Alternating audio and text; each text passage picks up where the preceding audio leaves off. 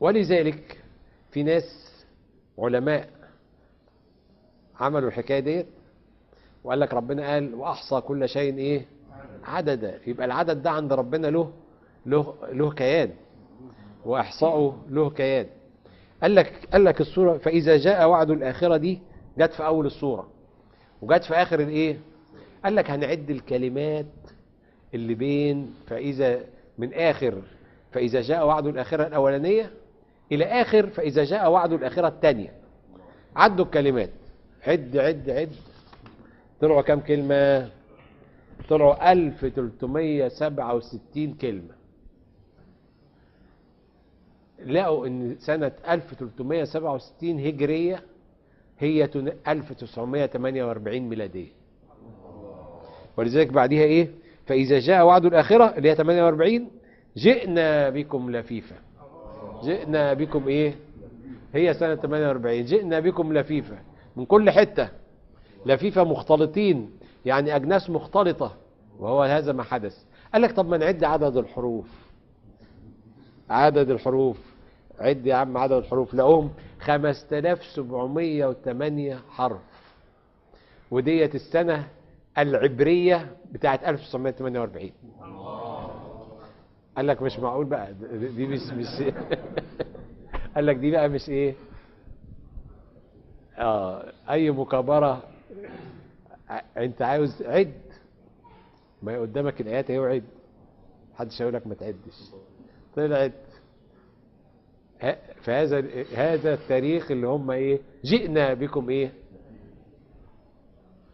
وبالحق انزلناه. وبالحق انزلناه يعني هذا الكلام كلام حق، وبالحق انزلناه وبالحق نزل،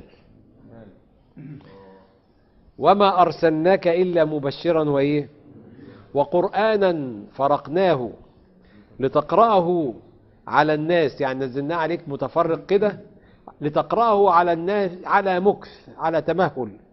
ونزلناه ايه؟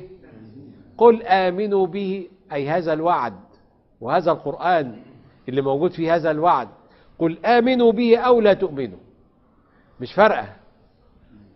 إن الذين أوتوا العلم من قبله، الجماعة اللي ربنا اداهم العلم من بني إسرائيل والأديان الأخرى، اللي أصل ده موجود في الكتب بتاعتهم، يعني الكلام اللي احنا بنتكلمه ده موجود في الكتاب بتاعهم، ان بني إسرائيل هتعلوا المرة والمسلمين هيقتلوهم، بس هم كل الكلام ده ما ايه انما الذين اوتوا العلم عارفينه اهو. ان الذين اوتوا العلم من قبله اذا يتلى عليهم هذا الكلام لا تحملهم اقدامهم يخرون، حاجة لا ارادية، يعني مش هم بيقول لك نسجد، لا، يخرون للاذقان سجدا ويقولون سبحان ربنا ان كان وعد ربنا لمفعولا. ويخرون مرة بعد مرة، ويخرون للأذقان يبكون، المرة دي بقوا يبكوا كمان، ويزيدهم ايه؟ يعني في طوائف برضو في أماكن أخرى ما جاتش إسرائيل عشان عارفة ان نهاية هؤلاء علماء، ما جوش ايه عشان عارفة ان النهاية فين. واليهود الذين سيخرجون في آخر الزمان مع المسيح الدجال، المسيح الدجال هيخرجوا معاه. دول هيخرجوا منين؟ من أصبهان، يعني ما كانوش فين؟ في إسرائيل، يعني قاعدين هناك ما رضيوش يجوا، ففي يهود كتير ما رضيوش يجوا، فبتوع أصبهان دول علماء، يهود علماء مستنيين، خليهم. اللي مش المهدي المنتظر عندما يخرج في نفس السنة التي سيخرج فيها سيقاتل اليهود، وسيقاتل المسيح الدجال، وسيقاتل كل هؤلاء اليهود الذين مع المسيح الدجال. أول علامة كبرى كده من العلامات اللي انت تقول ان المهدي قرب، أن الفرات ينحسر عن جبل من ذهب. الفرات ينحسر عن جبل من ايه؟ في نفس السنة يظهر المهدي.